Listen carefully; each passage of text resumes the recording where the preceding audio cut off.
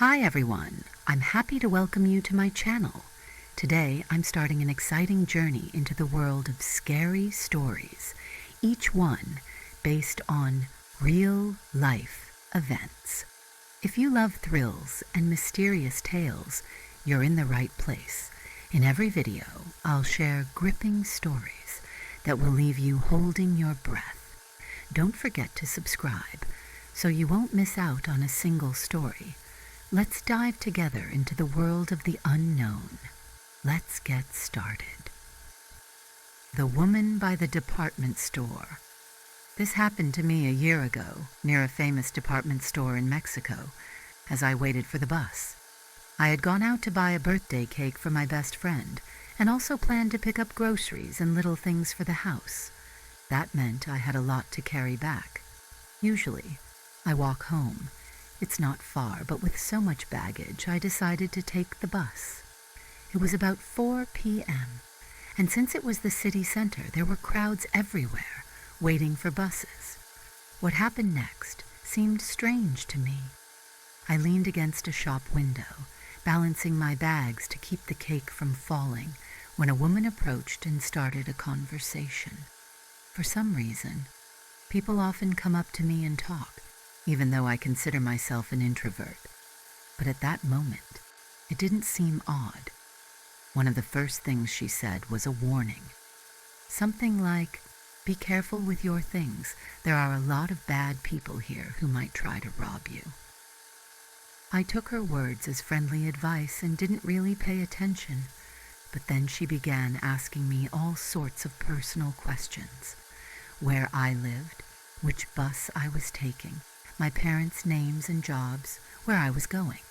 All her questions seemed aimed at drawing out personal information.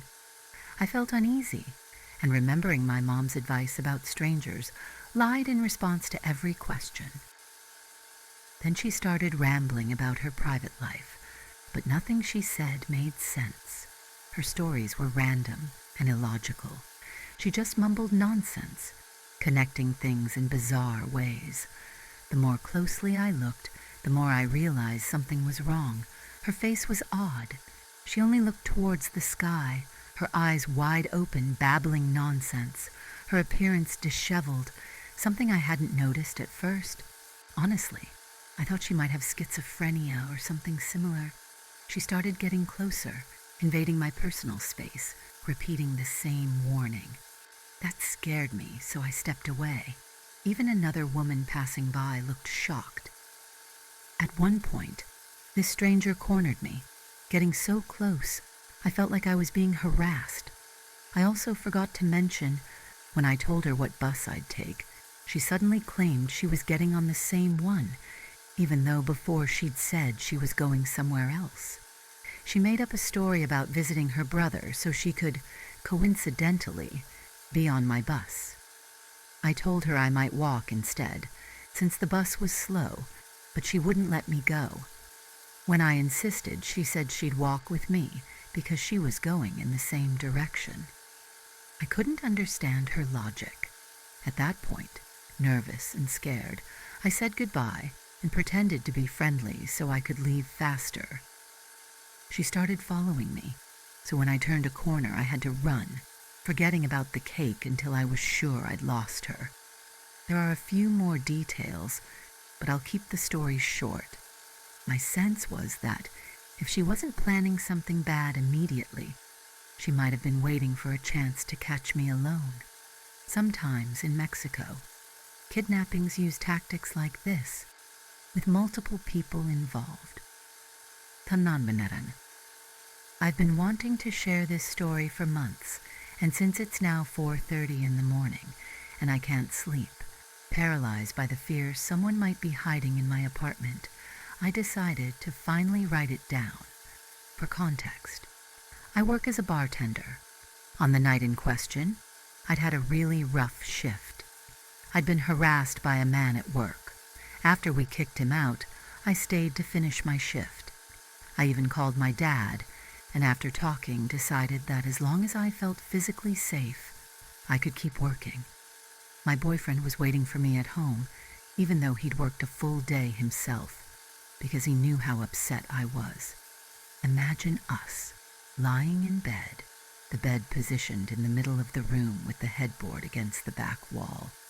We were facing the wrong way, lying with our heads where our feet usually were. The TV was still on, stuck on some media app, the screen glowing dimly. My boyfriend fell asleep with his arm across my back. I could tell, just by his breathing. I was scrolling on my phone, letting my bad thoughts slowly dissolve, when I heard it, a clear word, or maybe just a whisper. Hello. I froze. Time seemed to slow down. In those seconds, I glanced at the TV, at my boyfriend, at my phone, and tried to convince myself that I was only hallucinating, that I was just more tired than I realized.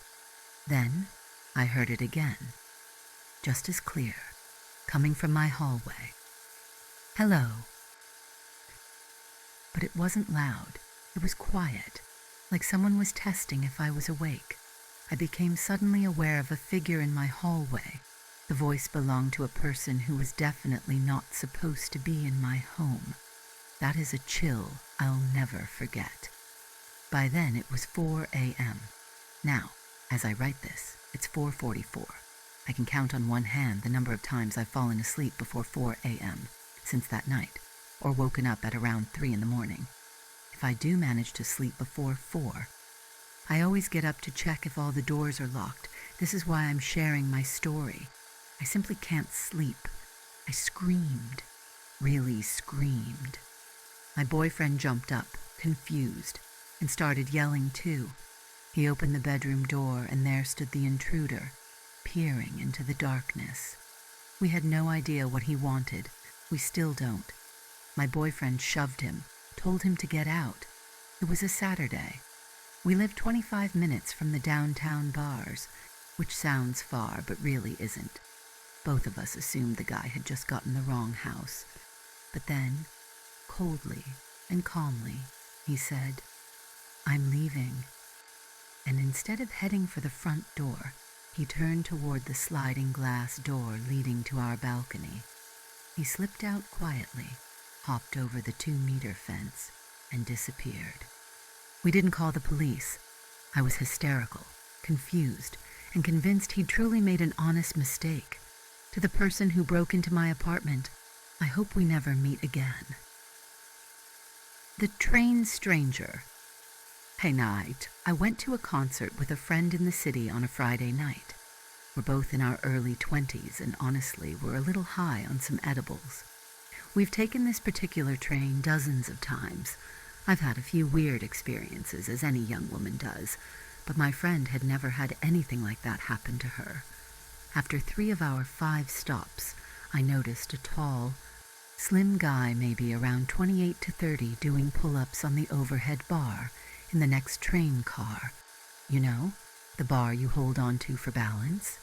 At first, I thought maybe he was just goofing around with his friends. But then he started doing push-ups and other exercises right on the seats, staring at his own reflection in the train window and, occasionally, at us through the glass. My friend and I started laughing privately, mostly because of the edibles, thinking this guy was just amping himself up and being weird. We were 2 stops from ours when he moved from the next car into ours, and it got even weirder. He didn't leave at the next station, but came straight into our train car. He was just a few feet away. We tried not to laugh as he stared directly at us. My friend noticed that he took off his coat and, in just a black t-shirt, started flexing his muscles and doing more pull-ups right in front of us, grunting and making weird noises. Nobody else in the car seemed to notice or care. The train stopped, and the doors stayed open longer than usual, as sometimes happens with delays. I turned and saw the stranger looking straight at me. My friend and I exchanged a look, and without a word, leapt off the train onto the platform. The doors closed almost immediately, and the train disappeared, leaving us standing there, stunned by what had just happened. My friend was shaken. She was worried he could have been dangerous. I was mainly just glad I wasn't alone. We waited for the next train and made it to the concert, had fun, and thought it was all over. But on our way back, hours later, and less high, as we went to exit at the station, we saw him.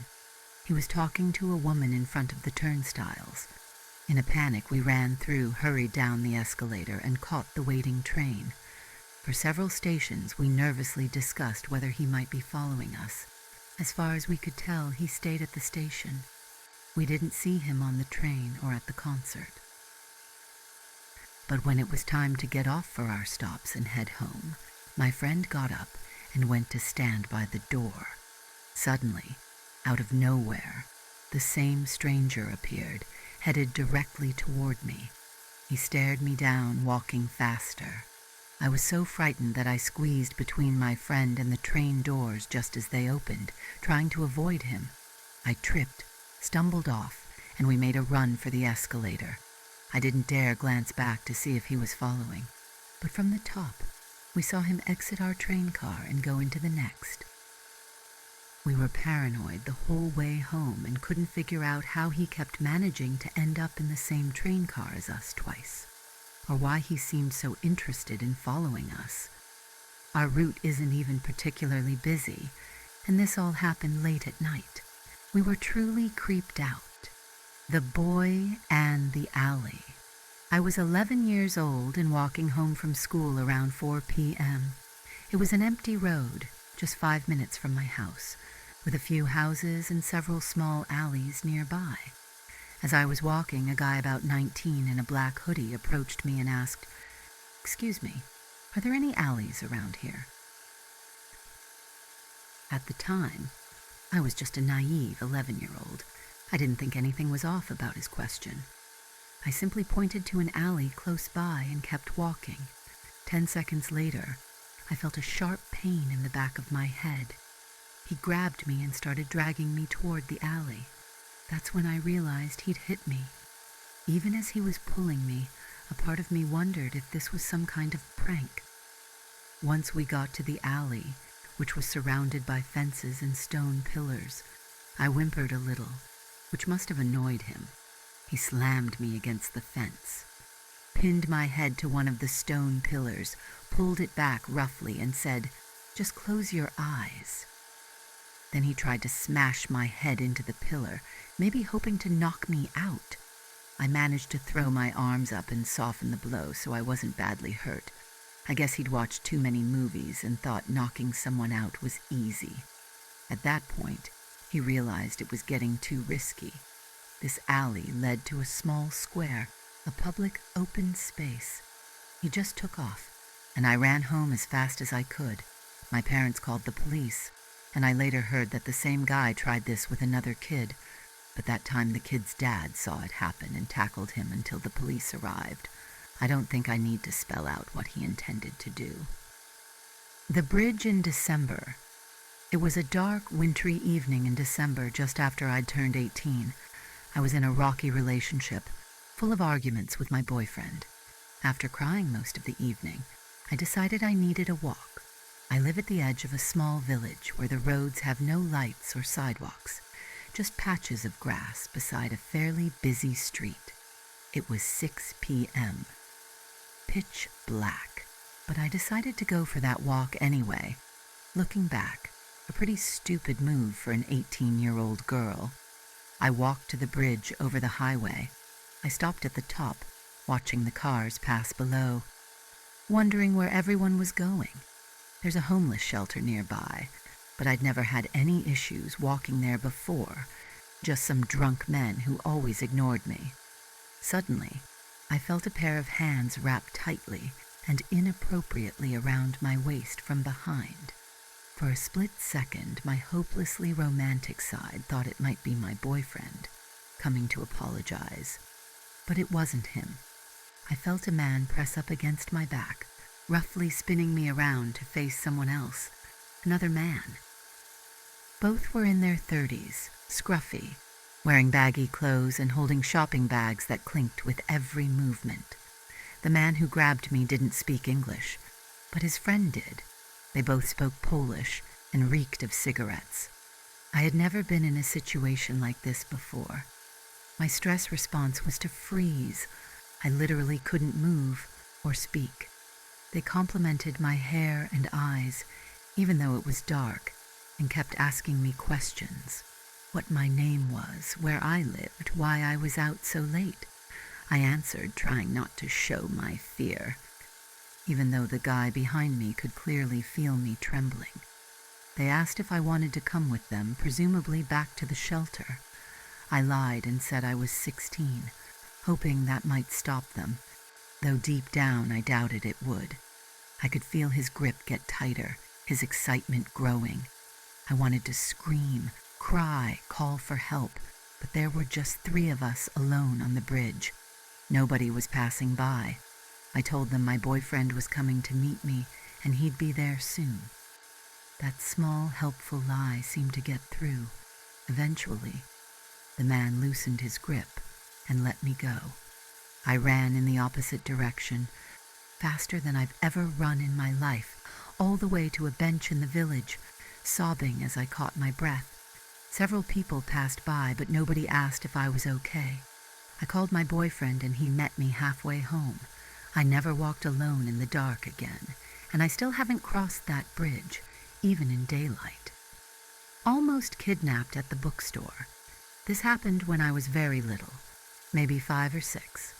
I was born in California and lived there until I was 11, when we moved across the country. My parents were divorced, and I'd visit my dad every week. He lived in a small apartment, 10 minutes walk from a store and a gas station, and just across the road from a Barnes & Noble where my mom worked. Dad was always a bit hard to live with, but sometimes he'd bring women home. One day, he introduced me to a woman named Lori. I didn't think anything of her, just kept watching my cartoons. Dad said he was going to run to the store for something, cigarettes or groceries, and would be right back. He asked Lori to watch me while he was gone. As soon as he left and was out of sight, Lori suggested we go for a walk or to the bookstore. I don't recall every detail, but I remember holding her hand as we crossed the street and entered Barnes & Noble. I looked around for my mom, but she wasn't there, and that didn't really surprise me. Halfway through the store, I heard a familiar voice calling me. It was Lucy, my mom's friend and co-worker. I'd often played video games at her house with her sons. I yelled her name and ran to her. She hugged me and asked if I wanted a lollipop, then led me into the staff office at the back of the store. I barely even noticed that Lori had disappeared. Lucy radioed someone and asked me to wait in the office. Now I understand she was calling security. Only later did I find out Lori had her own kids taken away by social services, and that she'd worked at the same Barnes & Noble but had been fired. My mom and Lucy knew she was unstable. Lucy called my mom, who came to pick me up and rushed me back to my dad's to confront him. I don't remember if I stayed with him after that or if I went home with my mom, but I kept going to his place every week. I have no idea what happened to Lori or whether she was ever arrested, but I'm grateful Lucy happened to be there that day. The Untempt. I remember the date and time of the scariest event in my life. It was between 9 and 10 p.m. on Thursday, July 9th, 2020, in the middle of the COVID-19 pandemic. This happened in Pittsburgh. Around 9 p.m., I started doing laundry. The washer runs about 30 minutes, so while it was running, I decided to go for a walk around the neighborhood. Listening to music on my iPhone, I was feeling very down with all the isolation, the lockdowns, the protests that had turned into riots downtown, and a scandal at my university. But that's another story. I was used to Pittsburgh's busy nightlife, but now everything felt closed and lonely. I'd always considered myself an optimist, even if I overthink things, and I'd convinced myself the virus would never directly affect me. That night, I just needed air. I returned home around 9:45. walking along a small, dark highway with no streetlights, surrounded by trees and the sounds of crickets. About half a mile from my house, I was walking on the right shoulder of the road when a white car driving toward me slowed down. The driver rolled down the window and yelled at me to throw him my wallet. I was stunned, trying to understand why he'd demand that. But as I got closer, I could see he was pointing something at me. A gun. Things quickly turned terrifying, especially since I didn't even have a wallet on me. When I realized what was happening, panic hit me hard. I took off running for my life, terrified he'd shoot or turn the car around to chase me. I was wearing just a white tank top, jeans, and waterproof boots, but I ran as fast as I could, only glancing back to make sure the car wasn't there. When I finally reached my door, drenched in sweat, I realized just how close I'd come to something truly awful. Only my cousin was home, playing video games, totally unaware I'd gone for a walk. My mom and my cousin's mom were both out of town. Never, ever did I imagine I could almost be robbed at gunpoint. I wish I'd memorized the car's make, model, license plate, anything to report to police. But in the panic, I thought only of survival. I regret now that I didn't call the police. But I was young and scared, and felt so alone with my cousin busy playing video games, so I just kept it to myself. The creepy restroom encounter. This happened a long time ago, probably when I was 12 or 13. My family often traveled to the USA during our school break December to February, and every year we'd spend a few days in Miami and then in Orlando. There's a small shopping center in southern Miami called Sunset Place. One day, needing the restroom, I went to the one on the first floor. My mom and sister were upstairs. My dad had stepped outside for a smoke. I found the restroom empty and chose the last stall. A few seconds later, someone else walked in and stopped outside my stall. I didn't think much of it. Maybe he was using the urinal. Moments later, though, I heard footsteps, and then saw the guy peering through the crack of my stall door. Not knowing what to say or do, I looked down and pretended not to see him. He then went into the stall next to mine. I'm almost certain looking back that he was touching himself. At the time, I didn't fully understand what was happening, but I was scared. A few seconds later, he let out a loud moan. I still didn't really understand, but instinctively I knew I should leave. As I got older, I realized how much worse things could have been. I'm still angry at my dad for leaving me on my own, even though it was one of the rare times he did. If nothing else, it's a reminder to all parents. Never leave a child unsupervised, not even for a minute. The Bald Man in the Night. About 3 years ago, I went for a late walk in a park, just 2 blocks from my apartment. The area was safe and quiet, so I often walked alone at night. It was about 3:30 am. Don't ask why I was out so late. I was going through a rough time. As I neared the park, surrounded by thick bushes and a grassy lot across the street, I noticed a bald man carrying large items wrapped in black plastic. He wore blue surgical gloves and a long plastic raincoat. He appeared to be moving those packages from the park towards the grassy area. I watched him a few seconds in confusion. When he saw me, he bolted into the bushes, hiding his packages and crouching among the leaves. I could clearly see his head in the moonlight. The whole scene was deeply unsettling. I quickly started walking home, glancing over my shoulder. Soon, I saw his bald head peering out from the bushes, still watching me. My heart was racing as I hurried past another block, then saw him cross the street and hide behind a tree, again watching me. I forced myself to keep calm and not run, thinking running would make him chase me. I finally made it home and locked all the doors. The next day I checked the park in daylight but found nothing unusual in the bushes. I decided to avoid those late-night walks from then on. But that night, while watching a movie in my kitchen with the lights off, I always liked to be aware of the backyard. I glanced out the window, and there he was, standing in the middle of my yard, staring at my house. I recognized his bald head instantly. Even in shadow, I opened the window and shouted, "Hey!" He bolted, leaving the yard gate wide open. I never saw him again, and honestly, I don't want to know what he was doing or planning that night. The men at the train station. This happened almost a year ago. I was waiting alone at an open, empty station late at night for my train. Despite the strange atmosphere and the chill, I didn't feel threatened. I could clearly see both sides of the platform and would notice anyone approaching long before they got close. Eventually, I did notice two men arrive. I had no way of knowing if they were just waiting for the train or had bad intentions.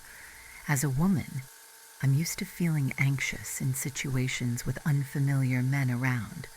As they got closer, one of the men's phone rang.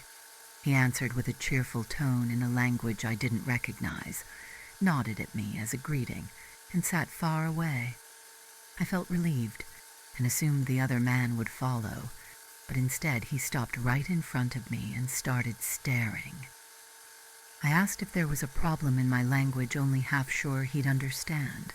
He answered in my language, saying, "No problem," but continued to look at me.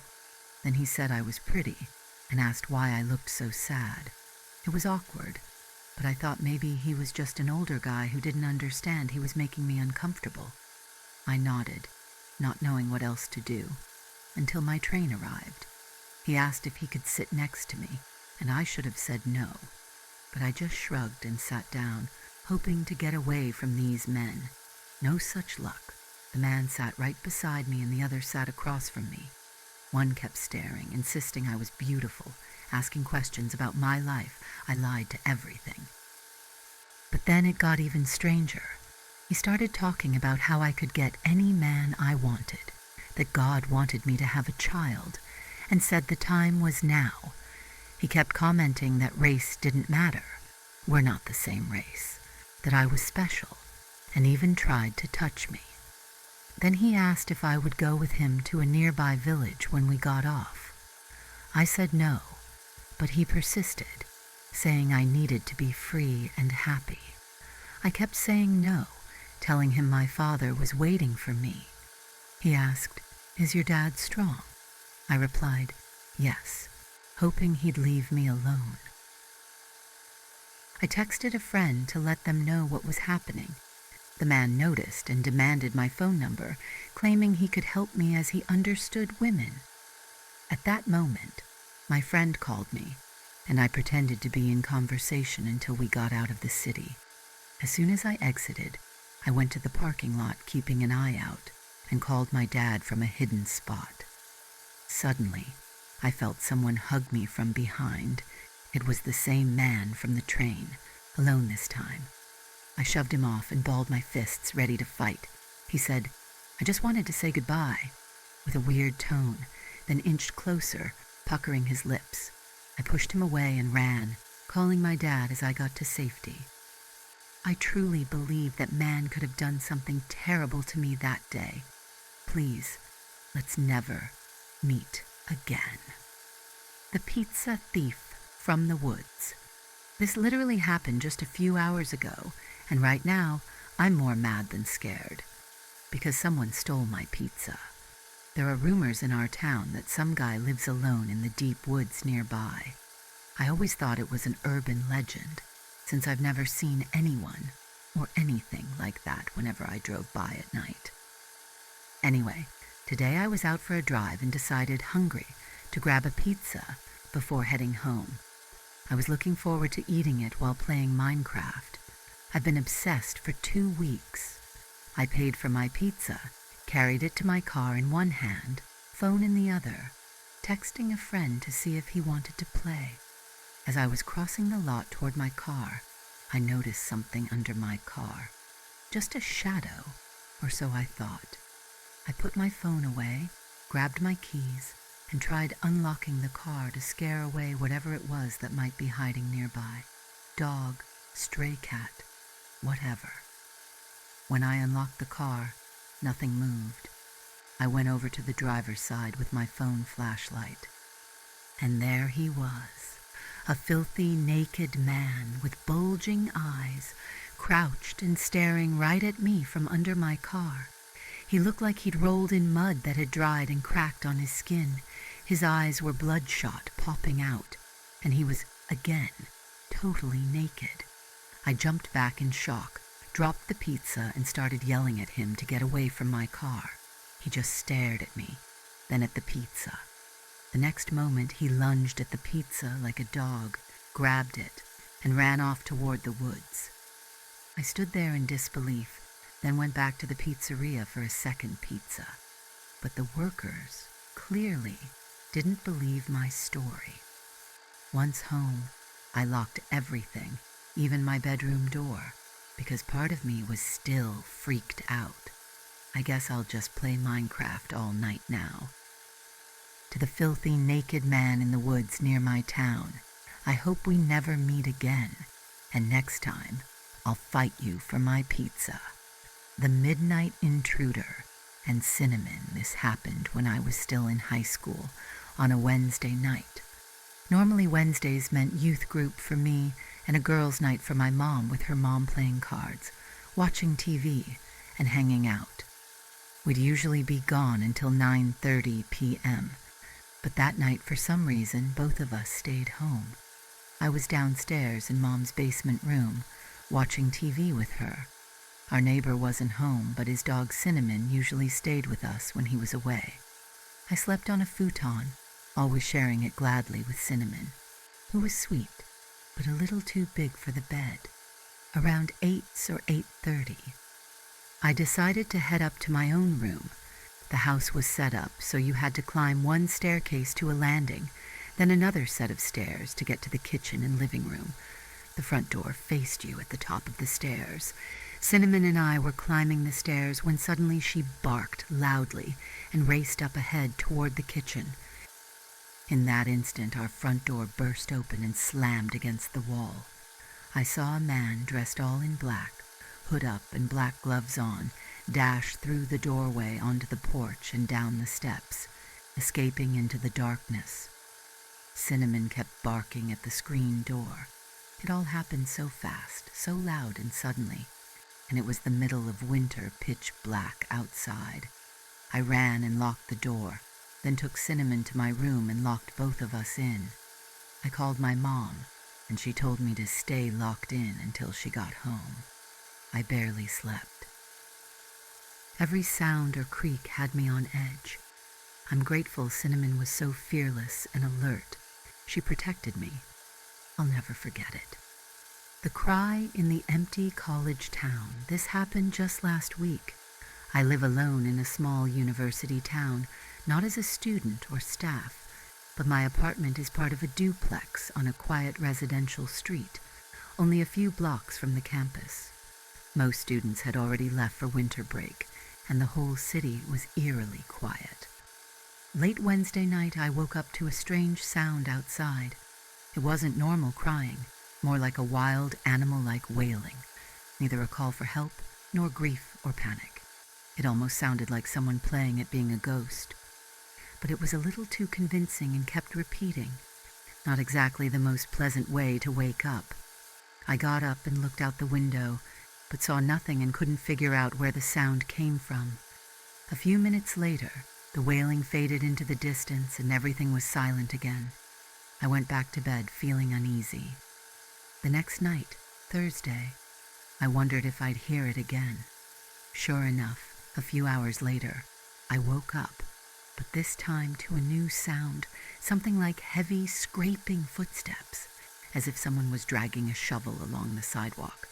It went thud, thud, scrape, thud, thud, scrape.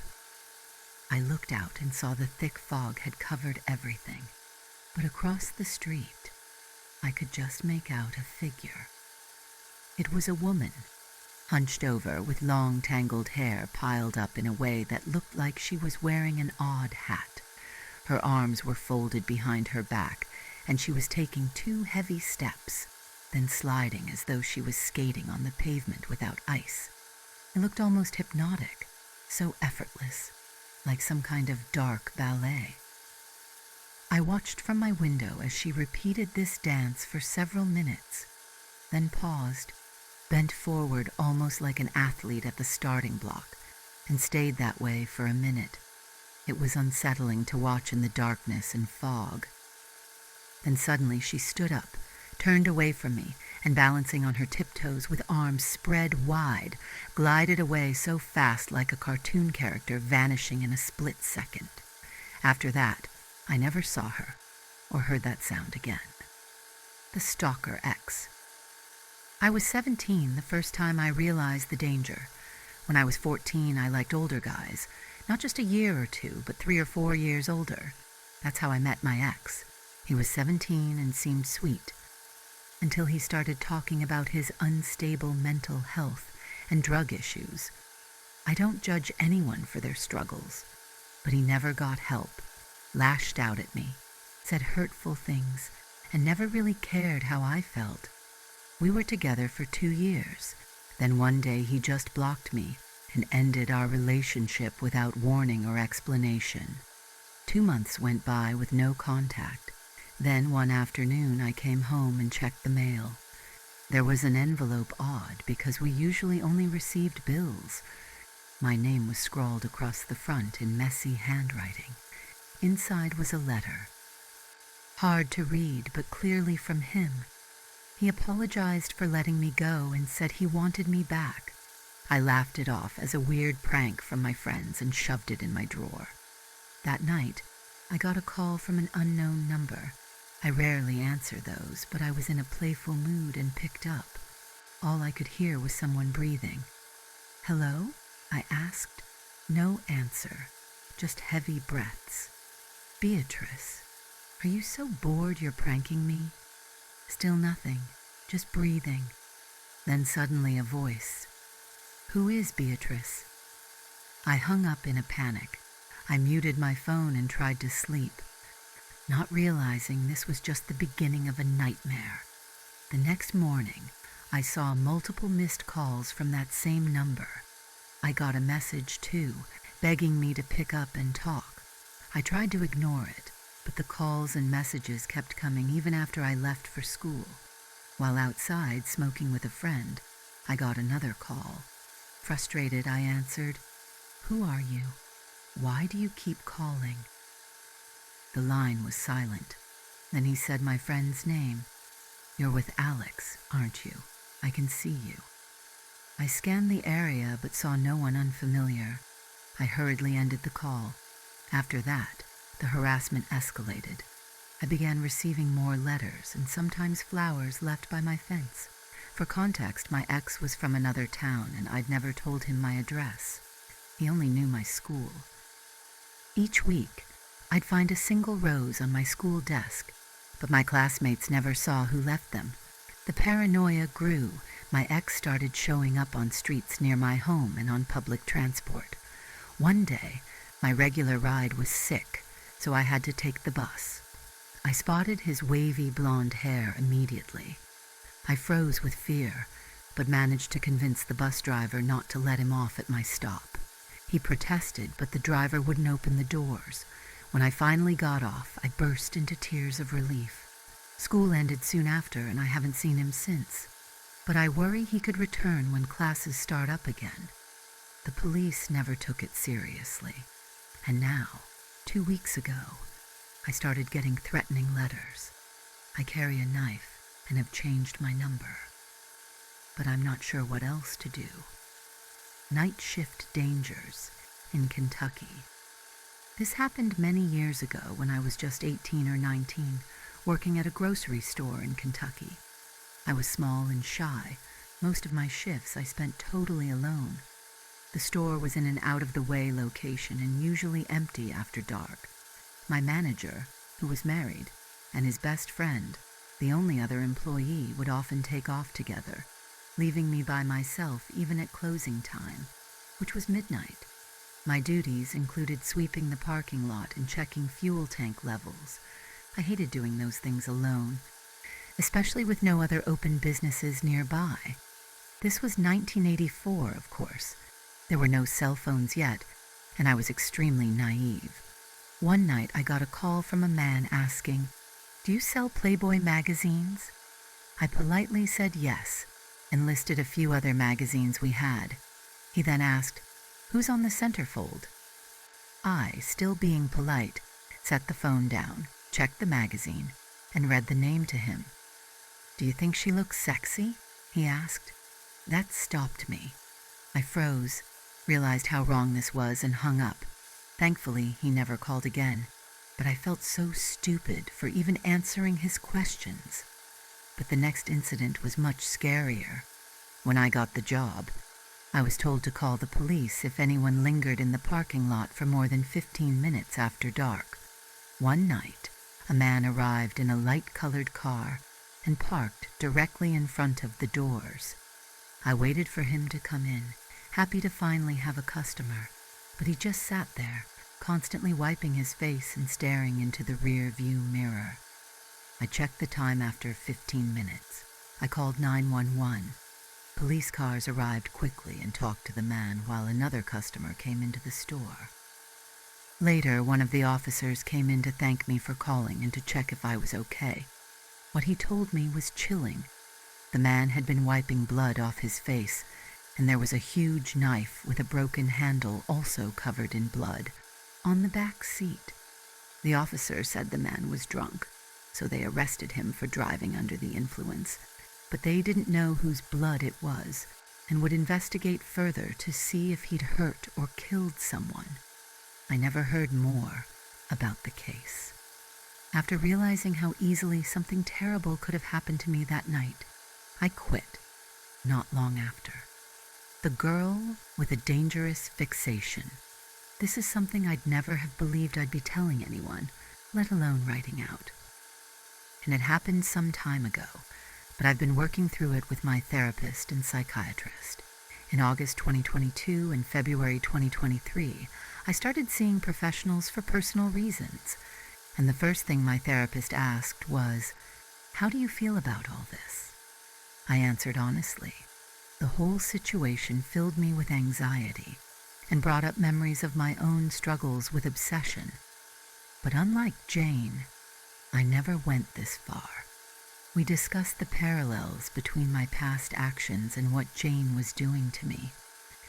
The therapist didn't offer a diagnosis for Jane, but reminded me that I have borderline personality disorder, diagnosed after my parents' abrupt divorce at 12 and a rough relationship at 13 with a teacher. That's in the past, and I won't bore you with details, but the context helps. 2 days ago, after a gym session with my 17-year-old younger brother, we went for a drink and lunch at a pub. It was sunny, not a day you'd expect anything strange. We chatted about family, and the topic of Jane came up. My brother mentioned she'd been sending him Instagram follow requests for days, but he'd ignored her. While we talked, Jane appeared in the pub with a friend and sat at a table nearby. My brother and I switched to our mom's native language, Spanish, so she wouldn't understand. I ignored her, but every time I glanced at the window reflection, I could see her watching us. Later, my brother went to the restroom, which, in this pub, was a shared sink area with separate men's and women's stalls. He later said Jane was waiting by the sink, staring at him with wild eyes, and tried to chat. My brother, blunt as ever, looked her up and down, said, "You're not getting an American passport through me, babe," and walked away. The next day, a girl I'd met at the pub messaged me, asking if I'd seen Jane's Instagram story. I couldn't, as Jane had blocked me everywhere. The girl apologized, but sent me a screenshot. At first, I saw nothing unusual, just a mirror selfie in Jane's room. She told me, "Look above her bed." Suddenly, I had a panic attack. Above her bed was a giant canvas, a portrait of me. Family members recognized it immediately. The black curly hair, high cheekbones, Sharp chin, the same mustache and beard style as mine. Most disturbing of all were the eyes. Heterochromia, just like mine, one blue, one green. This trait only appears in every second child of every other generation in our family. Now I feel completely lost. Should I contact her supposedly abusive ex to hear his side? What am I supposed to do? Every time I remember that painting, I start to panic all over again. The stepdad's hidden life. I am one of the older children in my family. My parents divorced a few years ago, and my mom, one of the strongest women I know, eventually met someone new. He seemed loving, treated our family well, and at first I thought they were perfect together. But as the oldest, I felt compelled to check him out. Eventually, I found a suspicious social media account with his photo connected to sexual content. Shocked, I told my family immediately. My mom brushed it off, and after a few months we all tried to forget. Recently, I looked into his name on other sites, like Reddit. To my horror, I found photos of my mom being shared and offered for hookups. He'd been secretly taking pictures and posting them to meet other people for affairs. As soon as I learned this, I showed my siblings and, with real proof, begged my mom to leave him. At first, she blocked him, but the more we investigated his real life, the more distant our mom grew. She met him again. He denied everything until he started threatening suicide. After she left town to clear her head, he found her hotel and called her non-stop, screaming at the phone, "I know you're there. Why are you ignoring me?" When that didn't work, he showed up at our house at dawn, yelling at the doorbell camera and playing scary music. He tore all the cameras down and threatened to throw them in the river. I woke up terrified, worried he'd hurt our dog. Thankfully, she was safe. He just took the cameras. The police told us he's dangerous, and my mom should get a restraining order. After that incident, he kept calling my mom, manipulating her, claiming he had another personality and couldn't remember posting the photos. Sadly, she believed him and wanted to help him, seeing it as a mental illness. His manipulation worked. I'm scared he'll hurt us, and even more worried if they get married. Any advice is welcome. Hope you enjoyed today's episode of True Scary Stories. If these tales moved you or made you feel something, please like the video and subscribe so you never miss a new upload. Which story stunned you most? Let me know in the comments. Until next time, remember, sometimes reality can be much scarier than any fiction. Take care of yourselves and stay connected.